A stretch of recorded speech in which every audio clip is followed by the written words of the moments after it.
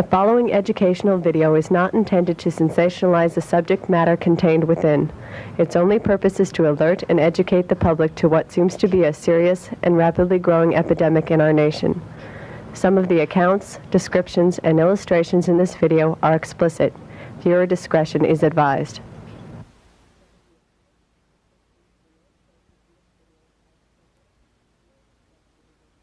The climate of fear pervades everything. Nebraska is a state of fear. I got this out in Nebraska, and it says, if you can't read it, homosexual prostitution probe ensnares officials of Bush-Reagan White House. Call boys given midnight tour of the White House. On the backside, it talks about children being taken off the streets of America. In addition to credit card fraud, the investigation is said to be focused on the illegal interstate prostitution, abduction, and use of minors for sexual perversion, extortions, larceny, and related illicit drug trafficking. Now, when I got this, there's no way I can tell it's the truth, okay? It could be a Xerox thing made up of different headlines, and they could have filled this whole thing in. But I called Paul Rodriguez in the Washington Times. This was run in 1989. And I said, was this the only story, and was this run on the front page the way it indicated? He says it was, and I wrote 60 stories altogether about this. And I'm asking you, if a major paper in Washington, D.C. is running headlines about children who are kidnapped off the streets of America, being prostituted even into the White House, don't you think that if the news media were disseminating information as they normally would, it would be picked up and run across the country? What would have happened with Richard Nixon if the Washington Post had run the Watergate stuff and no other paper had picked up on it at all, and no Associated Press and no one had picked up on what was going on? That is literally what's happening today. It's very apparent and very obvious that there is a certain degree of cover-up here. And there's an attempt to quash the what little bit of news that has come out and to slant it and taint it by the various major publications in the state of Nebraska. And mainly because, I think, because the prominent people are involved in this. The Des Moines Register was very concerned about who was going to be delivering the papers, like the next day. And they told us we had to find a replacement. We had to find a replacement. Under those situations, I told them where to put the papers. And the press is... The press does not want to talk about what's going on. I'm using this means of bringing this information to you because all of the people that I have dealt with in the making of this program have universally said, America is censored. America is under censorship. America is terrorized by what is going on.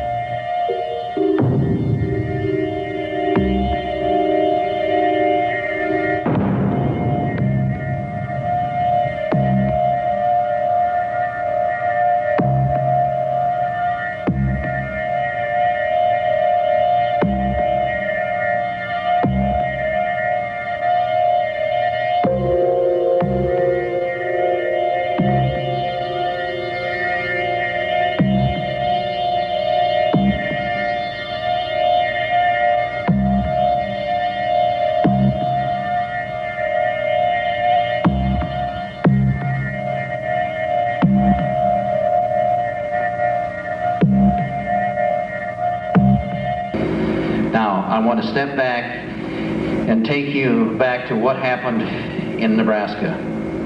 We had the Franklin Credit Union. We had the credit union going down. We had people who had money invested in the credit union going to Senator Loren Schmidt, and Loren Schmidt forming the Franklin Committee to investigate what was going on. He was investigating what happened to the money.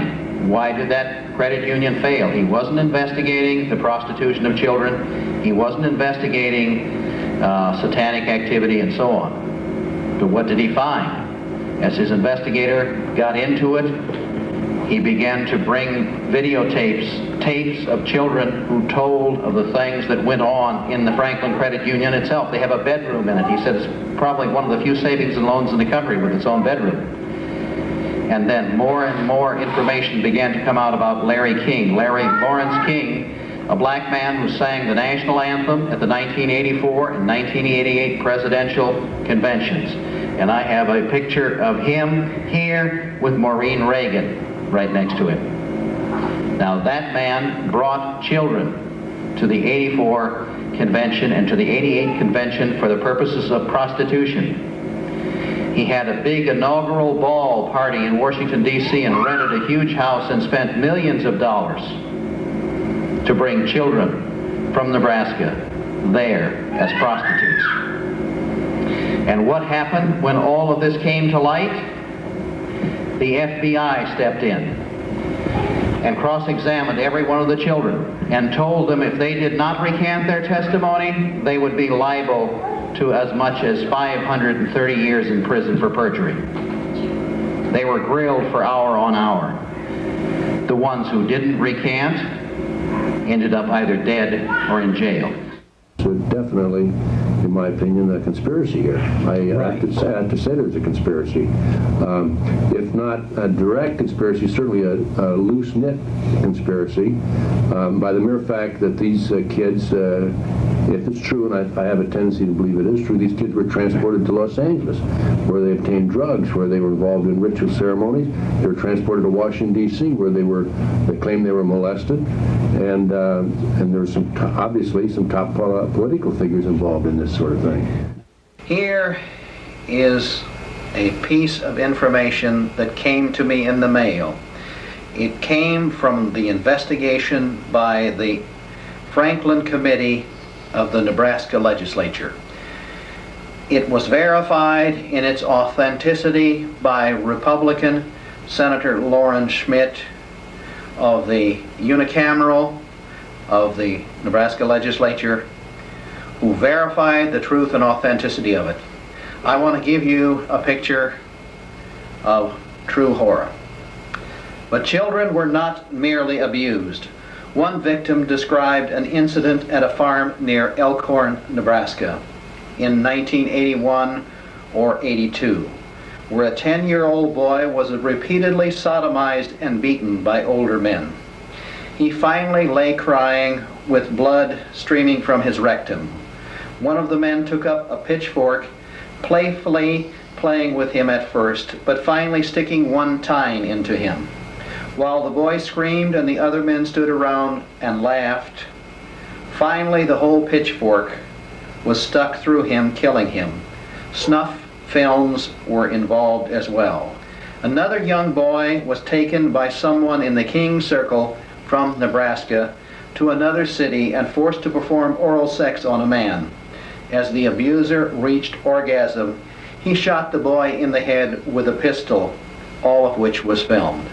Our private investigation has led us down all of these trails years ago to the snuff films, to a lot of things. And many of our friends and associates bailed out on us because they didn't want to hear it. It was too horrible to want to be close to either one of us. Well, the security blanket was rippled, and people's, I mean, even when you talk about the police, they don't want to talk about it because that upsets their security in the system. It's just like if somebody found out that a fire department wouldn't come to your house if you had a fire, same kind of deal. One more thing. This report states it reaches high into Republican Party circles in Washington, D.C. Pedophilia owns this nation. Pedophilia is part of what we're talking about. And the hiding of the pedophiles is being done by none other than the FBI. It was sometime in August of the year that Johnny was kidnapped when a neighbor lady saw this car sitting there with California plates on, taking pictures of many different things, but Johnny was on his paper route at the same time, and apparently she was shooting pictures, or she was pointing the camera at him. Whether she took the picture or not, we presume she was. And the lady called the police department about it. They never ever checked it out. Then they lost the license plate number. The lady had wrote it down, and after this ordeal, she didn't have the license plate number anymore either. And then roughly a month later, on September 5th, 1982, that's when Johnny was kidnapped on his paper route. And the people that were there that morning at the corner said that the only thing they saw in this guy's car was a brown manila envelope laying on the front seat. Whether it was a picture, whether it was a work order to kidnapping or whatever it was, we presume it was probably both. And at the time of the abduction, Johnny left the house at about 5:55 in the morning and headed towards the paper drop area.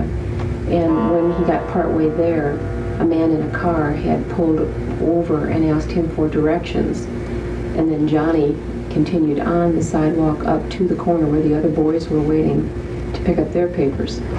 The man then took off in his car and evidently circled way around our housing block and another one to come back to the same area and pull in up on 42nd Street, where Johnny and another boy and a 44-year-old attorney was standing. He was picking up his son's papers. The man pulled over to the curb, opened up the door, shut off the engine, and put his feet out on the ground and began to engage all of them in conversation. Mostly it was about asking for directions. And the two witnesses had a very, very good look at the man because it was under a street light. And that became very valuable later because they did work with a composite artist that we hired to construct the composite drawing, which the authorities now use. They don't use the one that they did. And the man was Mediterranean or Spanish, probably in his 40s, just impeccably dressed, very neat. The car was very neat. The witnesses had an exact description of the car. The man spoke with a very slurred speech pattern. At that point, the lawyer left the area, taking the papers with him for his sons. And our son made the statement to the other boy, you know, this guy's weird. There's something wrong here. I'm going home. He was scared. So Johnny took off down the street to head for home, which at that point he was headed north. And he had to go 1 block north and then turn and go another block west to get back up to our block. He got halfway down the street and the boy that was sitting at the corner, who was 16, heard our dog begin to growl, who was walking along with Johnny. And at that point he looked up and he saw a very, very tall, thin man. He estimated him to be probably about 8 or 10 inches taller than Johnny. Came out from between two houses and fell in behind Johnny and followed him down the street and around the corner out of sight. Then just seconds later, 2 other boys approached from a different area to get their papers, and they witnessed Johnny sitting on his wagon slumped over like he was sick. They waved at him and continued on. Nobody suspected impending danger. They got to the corner, and at that moment they all heard the slamming of a car door and the screech of tires. And that same blue car came right through the stop sign, turned left, which was north, and headed out of town. The noise awakened a boy who was living at the corner in a house in the upstairs, and his bedroom window faced that street. And when he looked out, all he saw was Johnny's wagon and the car taking off. They had already thrown him in the car. And with all of that evidence, we still did have difficulty getting an initial fast reaction and investigation started with the police. They wanted to tend to believe that any kid that age would run away. In the face of 5 witnesses that each saw a part of this whole kidnapping take place. It was an incredible situation. The time frame basically was somewhere between 6:03 and 6:06 or 7 is when apparently Johnny was abducted. We didn't find out about it until 6:30 or somewhere in that area when one of our neighbors called and wanted to know where their Sunday paper was, because Johnny always delivered the papers on time. And so I got my car and went up to the corner, found the wagon with the papers in it and paper bag and all these type of things, and came back home and I told Marina, I says, call the police, there's something wrong. I can't find Johnny, but his wagon's up there. And what even made me do that, instead of going around and looking and all around, but I just felt something was real because the dog was back, and that was what really surprised me. Told Mr. Dashow she had come back home.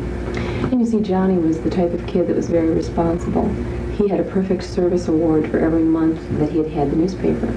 So it wouldn't be like him to abandon a whole wagon full of newspapers and go lollygag in someplace.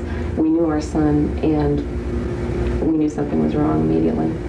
It took about 45 minutes for the police to come over, and our house is 10 blocks from the police station. From the time I called the police until they got here, I had already called for our older son to be sent home from his place of employment because we knew that the family was going to have to pull together. I had called our daughter at college and made arrangements for her fiancé to bring her right here. I had called the district manager at the newspaper, and I had found out the names of all the kids that picked up papers at the corner, and I had already had a phone conversation with them. And in that phone conversation, they described the man, the way he spoke, the car, the color of the car, what the man was wearing. Everything was very detailed because it was very fresh. And I had all that information before the police ever walked into the house. We weren't prepared for what was going to happen next, and that was basically nothing.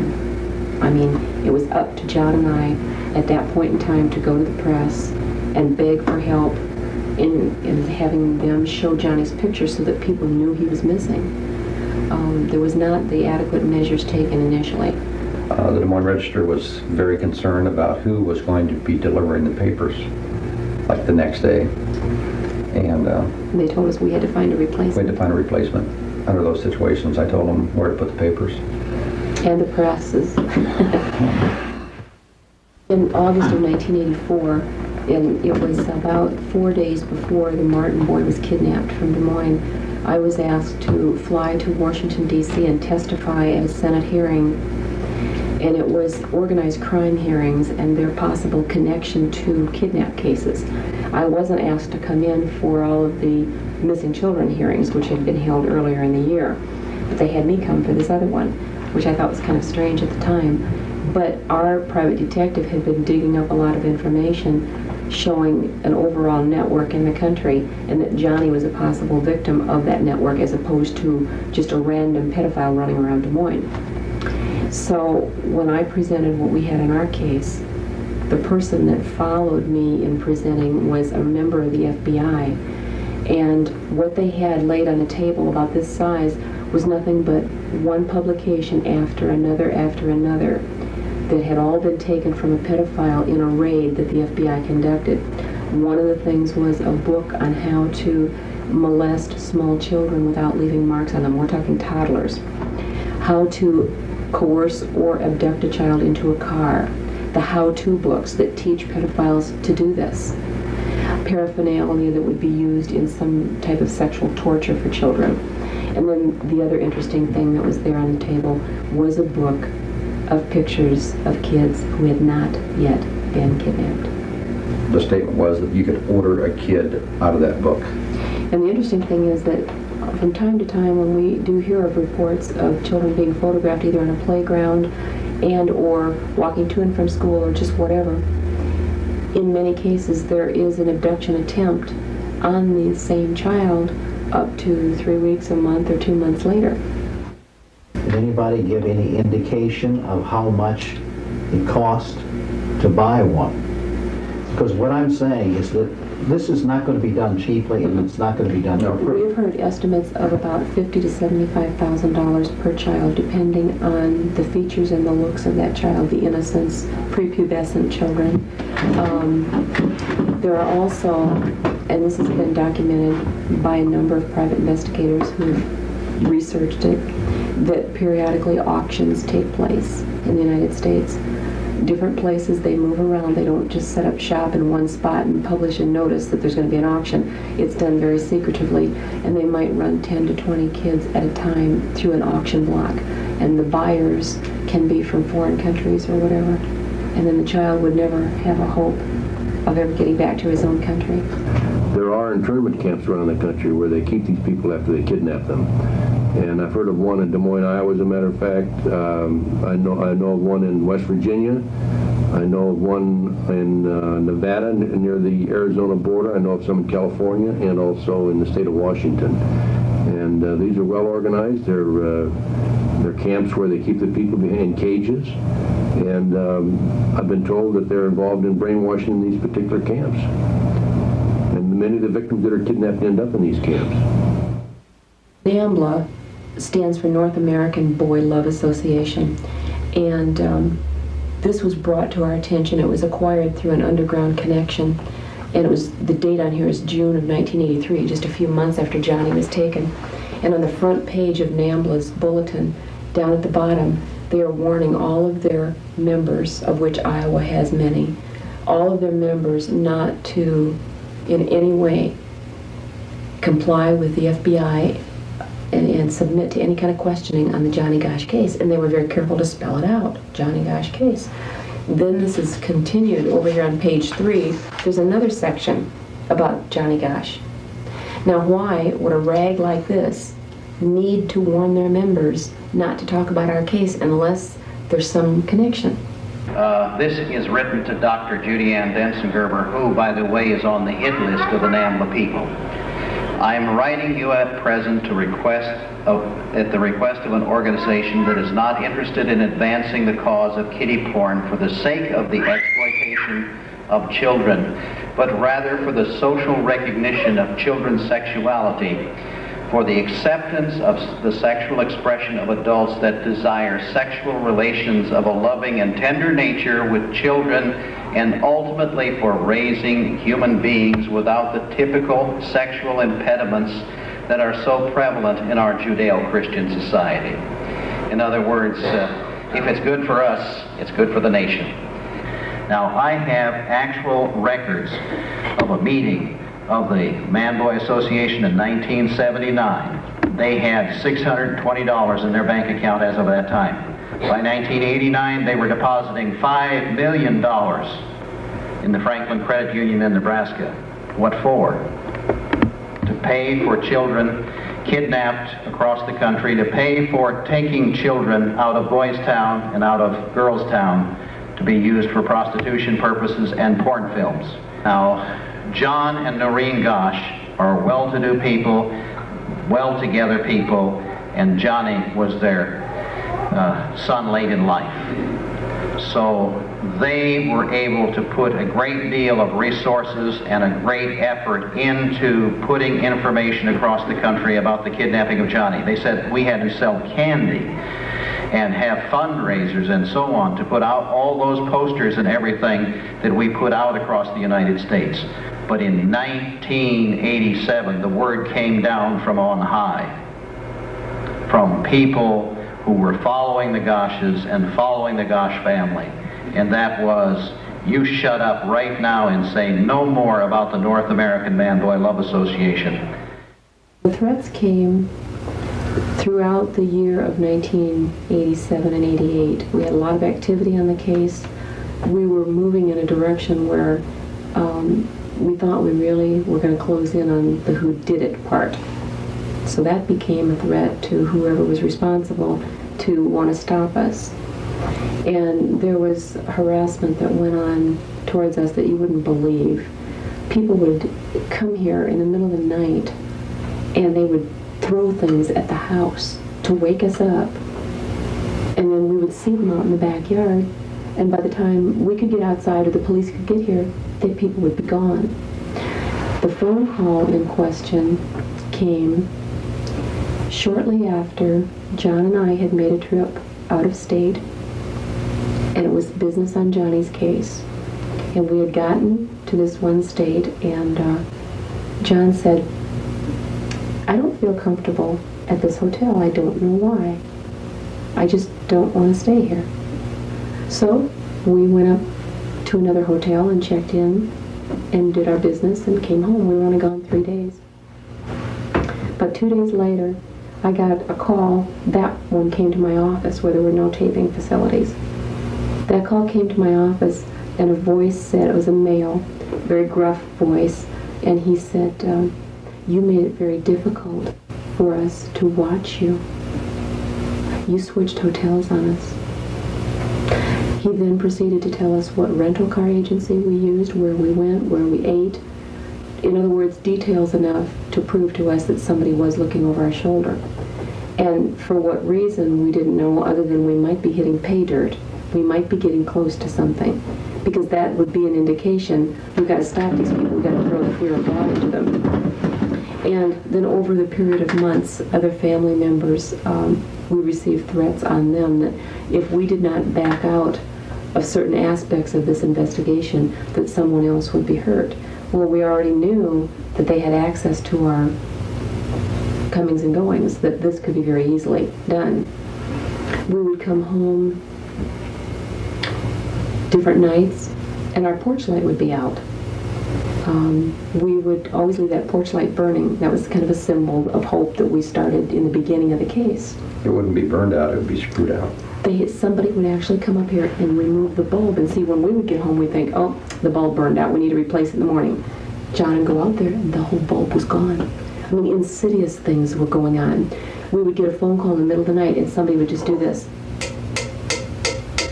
Just tap. They'd say nothing.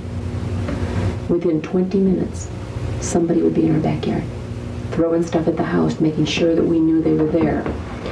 The police traced the calls, and they told us that every phone call came from a phone booth within a radius of our home, of a driving time of about 15-20 minutes. And he said, the lieutenant that was in charge of our case said if we knew which phone booth to stake out next, we'd wait there for him, but they use a different one each time. This went on for months, absolutely months. And finally, the culmination of it took place one week. John was in Denver, and it happened to be in August.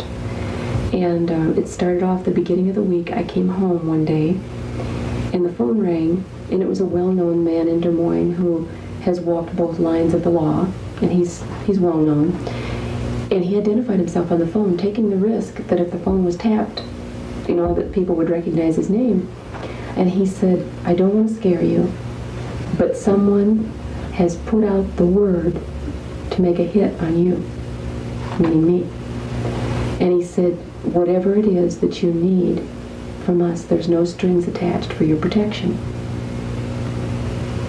And I said, well, what is this about? And he said, just do not leave town. Do not go out of town for any reason. And that was his warning. Well, I hung up the phone, and I'm sitting here, and I'm thinking, okay, all this other stuff had been going on for months. And I'm thinking to myself, now who's playing a joke on us? Because it was just so ridiculous. A couple minutes later, the phone rang again. It was the police. And they said, please stay there at the house. We're coming over. They came over, and they had received the same phone call from the same man, telling them that they better, circle the wagons because something was going to happen. Something was impending. And then is when, it was at that time, I had also been filling in the police lieutenant on all these other things that had been going on for months, and the threats, and so they had a log of it already as in a progression. It was at that point, that week, that there was a much more concern shown for us and a level of cooperation that came between the police, the FBI, and us for the first time on the case. I was told to just go to my office and home, not to go anywhere else at night, anywhere, nothing. So I didn't. That Thursday of that week, it was in the middle of the night, the phone rang, and it was a man who said that he wanted me to get on a flight leaving Des Moines, and he gave the flight number, fly into Kansas City on a small plane, and then take an Eastern airliner from there to Tulsa, Oklahoma. Rent a car, and he told me which agency to use. Take that car and go to the Holiday Inn, and he specified which one, and wait to check in under my own name and wait to be contacted. That he had information about Johnny. Well, there was the invitation to go out of town that they were waiting for. And I called the police right away. I tape recorded the call, and I called the police right away, and they said, get dressed, get ready, we're on our way, we'll get the FBI, and we'll all be there. So they came, and I told them again what the man said, and they said, well, we have to decide what to do. And the man had said that he had made a reservation for me on the flight in my name. So we're sitting here deliberating about what to do with the FBI. They wanted me to get on the plane and go to take the trip. And it was the police lieutenant who just sat here and just pounded the table and said, you cannot send her. You have to send a policewoman dressed like her because they want her to take the small plane into Kansas City. He said there's a lot of ways to get to Tulsa other than using that route. But they wanted me on that small plane because it unloaded out on the tarmac. They didn't use a jetway. And the police here were afraid that there might be a sniper in Kansas City waiting. And if I made it somehow miraculously through Kansas City, that there would be somebody waiting in Tulsa and I'd never come back to Des Moines again. Well, the FBI said that they couldn't make a decision locally. They would have to go back to their office and call Washington for instructions. So at that point I said, well, did anybody bother to call the airline and find out if this turkey really did make a reservation for me? So they called the airline from here, and the reservationist said that someone had called in on the 800 number after midnight and made a reservation in my name on that flight. So then they knew this was serious. And by the time the day progressed, the flight left at 4:59, so they had to make some fast decisions. They finally did agree to send a policewoman, but it was only after the FBI offered me money to go. They offered to pay for all of my flight, food, rental car, everything, and send a plainclothesman to stay with me at all times. And I refused. I said, no, this is what the warning was earlier this week. I'm not going to the trip. I was advised not to, and I'm not going to. So they sent a policewoman in my place, and they caught the guy who approached her, and he's now serving time in the Oklahoma Penitentiary. Are trying to figure out. It was a panel discussion on Satanism and pedophilia, a tough topic on Michelson in the Morning. Information from a panelist divulged key facts regarding the 1982 kidnapping of paperboy Johnny Gosch. Information Noreen Gosch says her investigators have been secretly working on. 14 years Author John Zielinski says it involves an informant close to the case. Because He has identified him as Johnny Gosch and said, I saw him over the years as I traveled the country. He might have accompanied the man who kidnapped Johnny Gosch when he was only about 13 or 14 years old. Paul Bonacci has a photographic memory. He can remember every date, every place, every person, every scar, and he has identified Johnny Gosch. He helped to kidnap Johnny Gosch. He was only 12 or 13 at the time, and he was taken along. He also identified the fact that in 1987, when Mrs. Gosch was threatened, when they were told their children would be killed if they revealed that they thought the North American Man-Boy Love Association was the kidnapped ring, at that very time, Paul Bonacci was making a pornographic film with Johnny Gosch, who was a slave in a house of prostitution in Colorado. I'm Judy Ann Denson Gerber. I am a psychiatrist and a lawyer and have been practicing since 1967.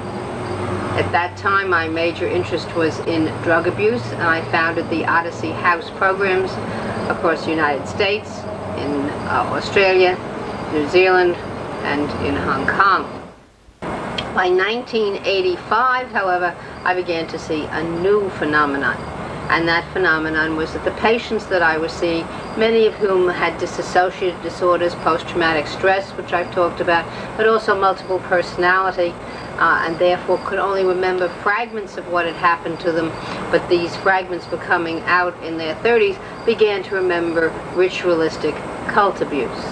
And to my sadness, having been a religious major in college, I realized that there were many people who used their children in the worship of the Prince of Darkness, Satan, Lucifer, Isis, which is an Egyptian princess of darkness, actually, married to the king of the underworld, and that we had many, many victims of this type of activity.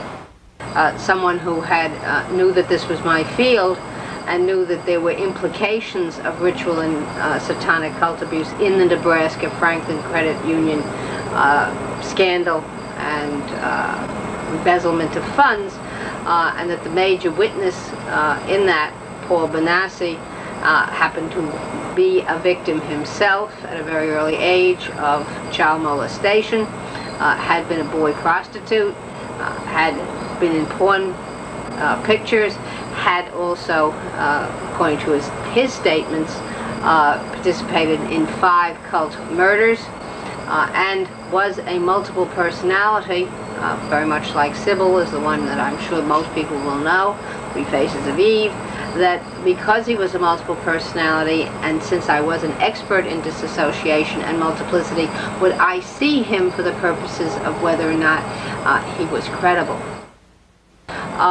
When interviewing Paul Benassi, he definitely said that he had seen Gosh, and he had seen Gosh on 2 separate occasions in a child white slave house. He also described that Gosh had an unusual birthmark. This birthmark was not part of the general information.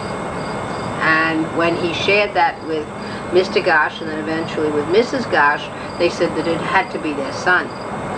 Now, this would have been about at least 4 years after the initial kidnapping occurred.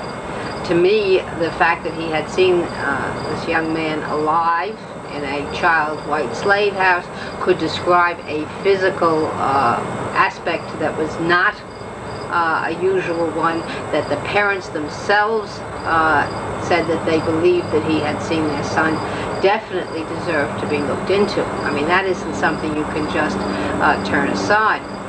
Interestingly enough, I had a very, what will I say, goose-pimply kind of experience with Benassi, in that when we were talking about another very famous child, Etan Paez, who is Pate, as some people pronounce it, whose parents have, as the Goshes have, spent endless hours searching for their lost son, and much pain. Actually, I did ask, have you seen him? And he said he didn't know, and he wasn't sure. And then I received a letter from him about a month later, from many of his different personalities. They write me separately, and one of them said to me, Dr. Denskerver, I wasn't totally honest with you. I didn't tell you everything because I had seen you on December 28, 1982 at a rally at the Holiday Inn in New York, and you were pointed out to me by David Thorstadt, the head of the North American Man-Boy Love Association, which is called NAMBULA, which I have the distinction and honor in my mind to be public enemy number 1 of. I do not agree that young boys should be aroused to erection at 6 months of age when they're being diapered by their mothers, so that they learn what the, in quotes, equipment is for, end quotes. I just think that this is a travesty, will increase the Oedipal conflict, that this is not something mothers should do. This is not something that should happen to children when they're being diapered. Children should be loved without being sexually approached. But he said to me in 1990 that he had seen me in, actually in 1982 at such and such a place, at such and such a time, and had been told that I was marked to die. And therefore he was afraid of what he could or couldn't tell me and what would happen to me. I went back and checked my diary, and I was exactly where he said I was. Those are the kinds of things that convinced me that there was a great deal in what Benassi was saying in Nebraska that had to be further investigated. And that to bring him up on charges for lying for the grand jury when they haven't investigated. I'll give you a perfect example. One of the alleged perpetrators was also told by everyone that he had a large abdominal scar. It would seem to me, I don't think you have to be a physician, that if you're told by someone that X has a large abdominal scar and that he is a perpetrator of pedophilia, all you have to do is look at the man's abdomen. If he does or does he not have the scar? No one to this day has ever looked at this person's abdomen, nor has he been willing to to show his abdomen. I mean, if I were an innocent person accused of a heinous crime of constantly buying boy prostitutes, I'd sure as shoot be willing to show whether or not I had an appendectomy scar, an abdominal scar, if I didn't have one. It would only be if I had one that I would stay buttoned up. Okay.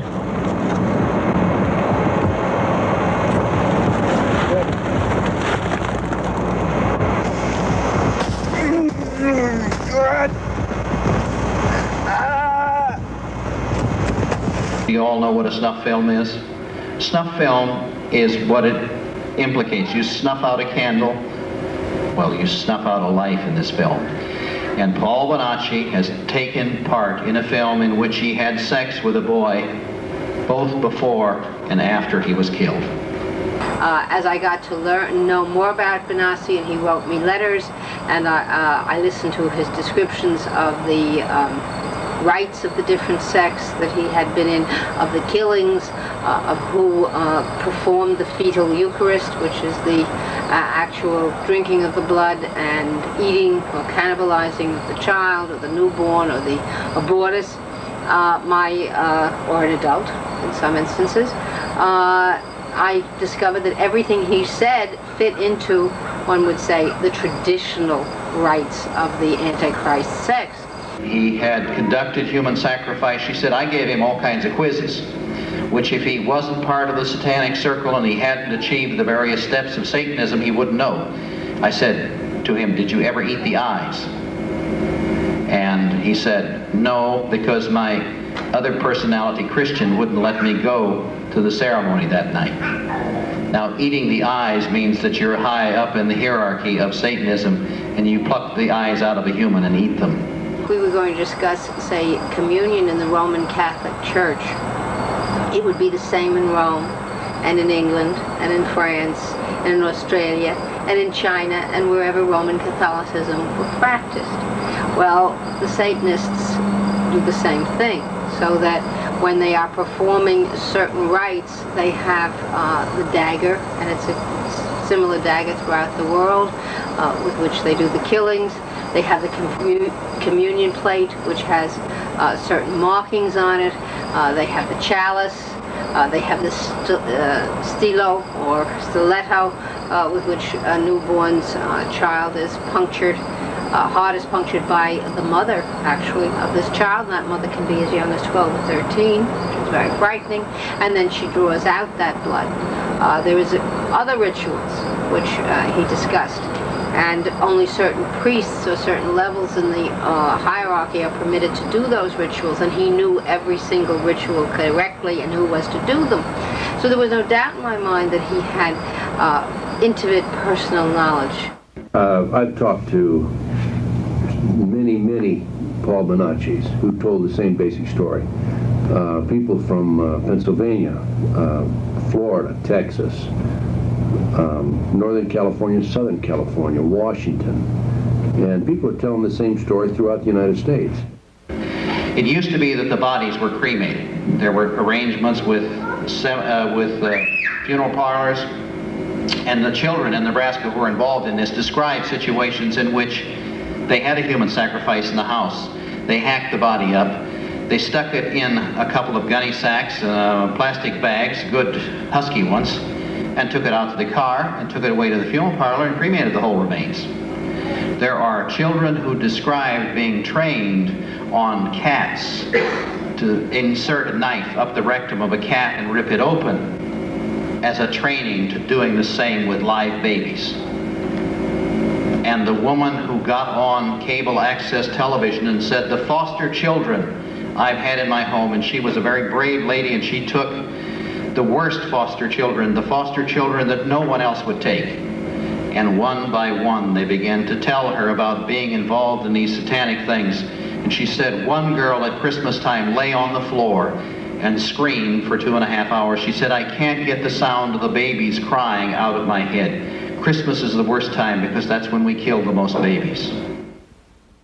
The children I have talked to have all had to murder before the age of 2. I mentioned that last week, and we kind of went right on past it.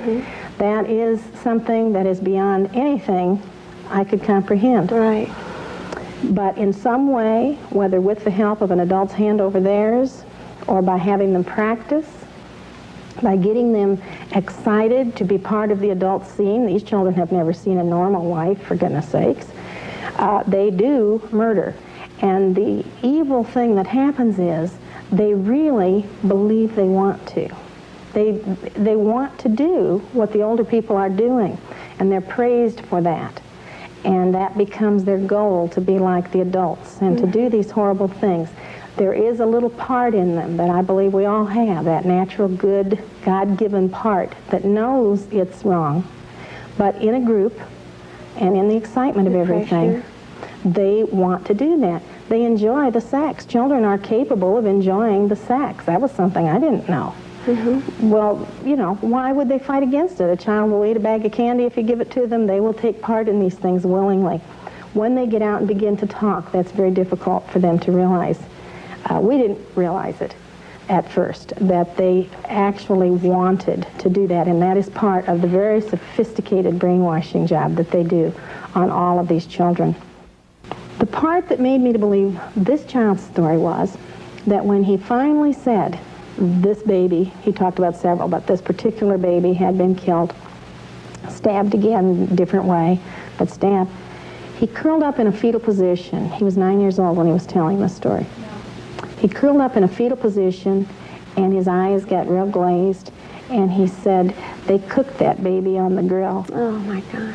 And I thought, he has really flipped out. I mean, I didn't know. And he said, oh, gross, it smelled like rotten chicken or rotten deer. He then went on and told us how they would cut out the heart, or they would cut off the sex organs. They would save them in the refrigerator, in the freezer. And this is a very typical thing that these kids talk about. They worship the sex organs. I suppose they're so into themselves, and it is life and nature and all of that. I don't, and it's very decadent, deviant. It is nothing a Christian person would care to even hear about. So that is part of the reason, I'm sure, that they do that. But he witnessed that, and they kept it for another ceremony. They will always use these bodies one way or another.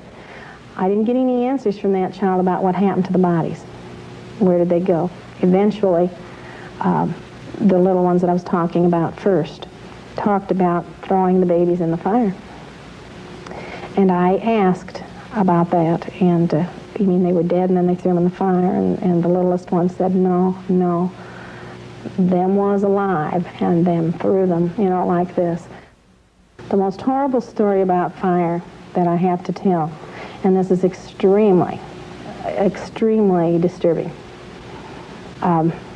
was a little girl. She is a teenager, as she was telling me this story. And she was describing the barn where they used to go to have their meetings. And she told how they would gather outside of the barn and do their chanting. And then as they went on into the barn, they would be split into different groups. And she was never with any of her family. They all went to different places. And I asked her where she had to go, and she said, oh, I was always in the burning room. And as she went on and described the burning room, I thought, how she came out of this with any sanity at all, I don't know. She was very small child. They would take young children, and we're probably talking preschoolers. I don't think that they dealt much with the older ones. And they would hang them from a rafter in this barn. And there would be as many as 5 to 10 hung in a row.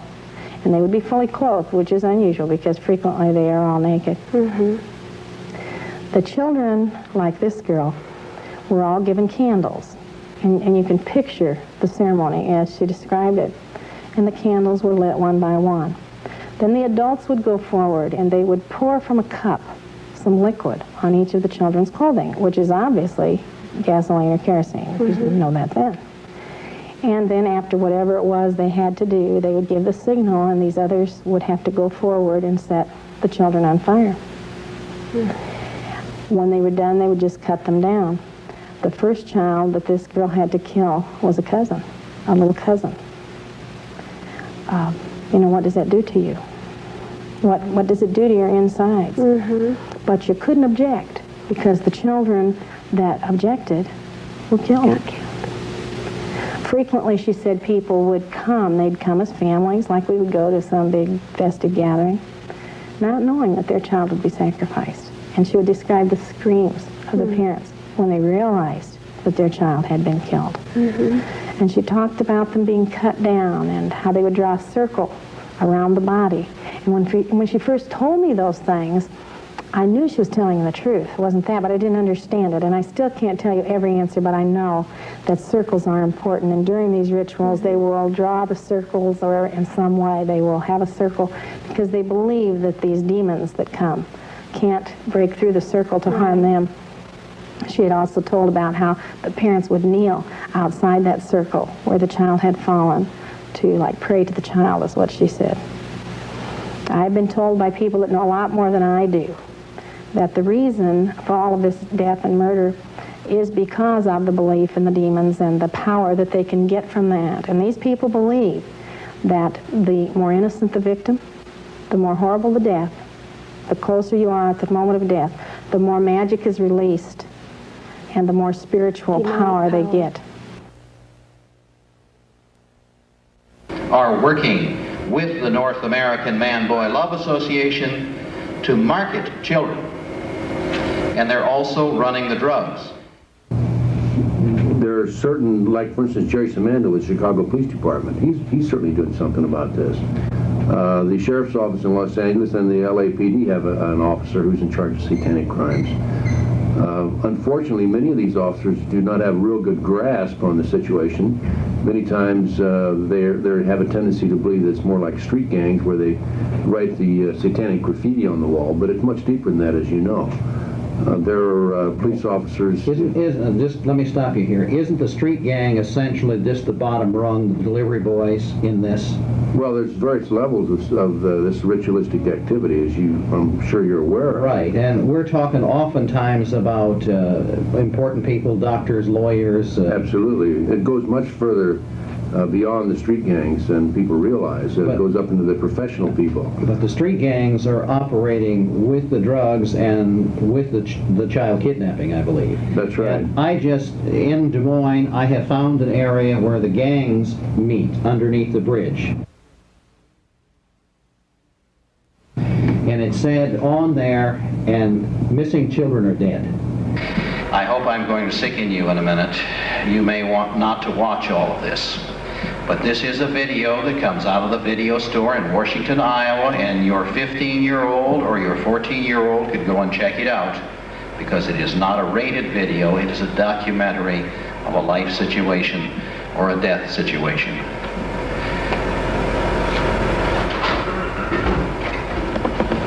A woman. And this is a human sacrifice.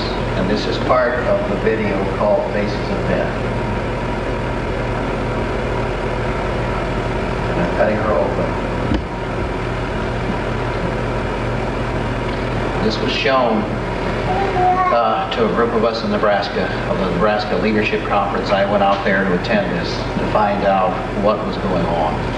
And Ely, or a Kansas City homicide detective, showed this. And he said, this is available in any town in America. And my first thought on seeing this was it must be a porn store. It must be a town big enough to have a pornographic video store. And that's not true. Does anybody know Shreve, Ohio? Do you know how small Shreve, Ohio is? Do you know Millersburg? Do you know Goshen? All of these towns have it. Do you know Washington? They don't have a video store in Kelowna, so there's no place I could look. Iowa City, all over the place. It is everywhere in this country. And what's more, when I step up to a store and ask if they've got it, I stopped in Millersburg at a grocery store, and they said, we don't have it. We don't stock that kind of thing. And I said, how many people are asking for it? And who are seeing this? Young people. And what is happening after they see something like this?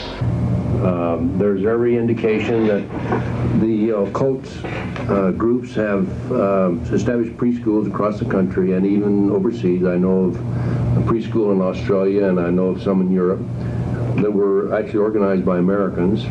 And they use these preschools, number one, to recruit the children, ages 2 to 4 to 5, and also they use these children in their ritual ceremonies. Going on 22 years old, she's been in solitary confinement longer than any other woman in Nebraska history. What she did was talk to the Nebraska legislature, talk to the Franklin Committee, and tell them what had happened to her from the age of 12.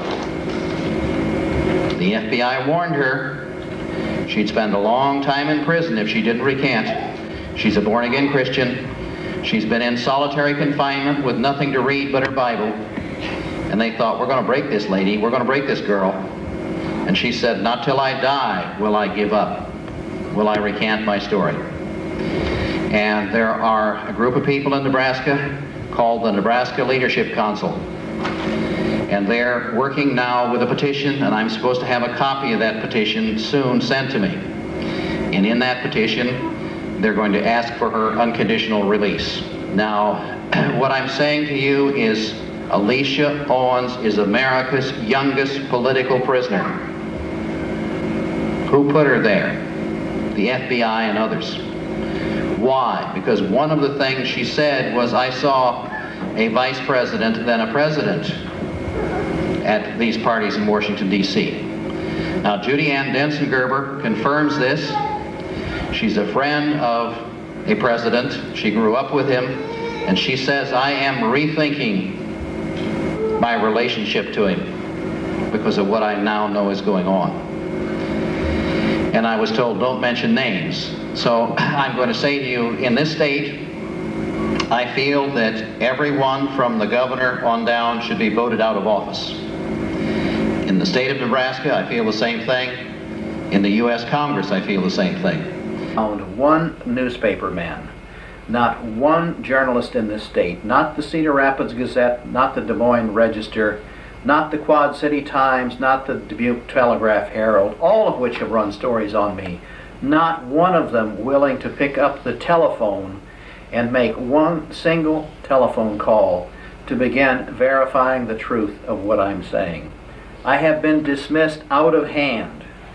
Bill Casey, publisher of the Daily Iowan, is so incensed by my very appearance that he goes absolutely stark raving mad. You're going out of here. Mister. No, go. What reason? You have no right in your videotaping. What reason do you have to kick me out when I am only seeking to give you? Most people do not come in here with cameras. There's a court injunction against you, John Zielinski, for giving this information. That's what the court told me. Now get out of this building. The cops are going to be here in 30 seconds. It is not the information that I am trying to give you now. It has nothing to do... I don't want to talk to you. You've been a pain in my ass for 4 or 5 years. I don't want you in here. I'm out. I'm saying... You have no... You turn that off or I'm going to punch you. I want to ask you this. Do you, in effect, and this is what I found out, I went into the Daily Iowan to give them this tape. Now this... You harassed her. Turn it off, I said. You're going to get... This is a public building. Yes, but this is not public space. I'm not in that building. I'm in the hall. We're not in... That's all right. Your space. The cops will be here in a minute. Okay. Now we can... We'll go up... You know this guy? We'll go up and talk... You know he's crazy? We'll go up You're and acting talk crazy. to the You're top hitting people. I'm threatening him because this guy's threatened us for 5 years. You have no right in our newsroom. What have I threatened? I have... Hey, you have libeled me. Hey, listen, buddy. If I have libeled you, then I suggest... You have no money. Your lawyer told me you have not a cent in the world. Don't bother suing you. Okay, let's go. Go out. Now, why is it that a man of your supposed stature... I do the same thing that Jim Leach's office does.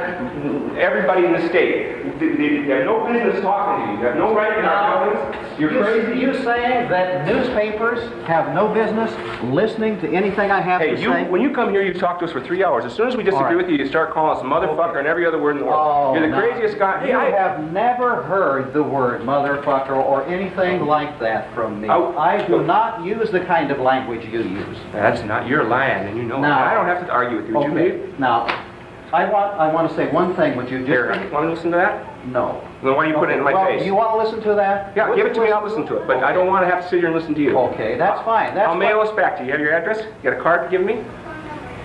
This goes along with it. All right. Now, this does not come from me. Did you turn it off? And I have confirmed with Senator Lauren Schmidt of the Nebraska legislature the truth of this matter that I give you. I now have been talking to John and Noreen Gosh, and I will be taping John and Noreen Gosh about the kidnapping of children and about its association with Iowa. All right. We will listen to this and we'll send it back to you. All right. And you will send a letter saying that you have listened to it and send it back. And yet, what have I said of Bill Casey? That Bill Casey has acted inappropriately, that he has acted irresponsibly. I have not called him names, I have not made threats. And yet you would think I was threatening to do something horrible to him. Yet all I said is, Bill, will you give me a few minutes of your time? Will you look at this material? Will you make a phone call? Not Bill Casey. Hi, this is Sarah Langenberg. I'm the editor of the Daily Island. And there is a man here videotaping in the newsroom without my permission, and I'd like him to leave. I'm going to speak to someone down immediately. Well, he's videotaping right now. Do I have to call 911? We're just down the street. Thanks. Get out of the fucking newsroom. All right? Do I have to cover up your fucking camera? Get out of the newsroom. You do not have my permission to be here. Just get the hell out. I am here to deliver. I have nothing to say to you at all about anything on any topic ever. So get the fuck out of the newsroom right now. I'm waiting for the person from Why don't you wait outside, buddy? Go on, out. Out.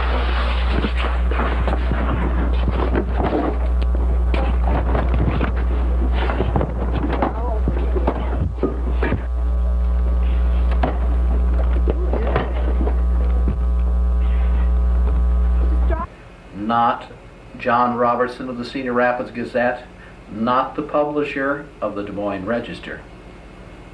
No, no, no, mustn't touch. And that's why we no longer have freedom of the press.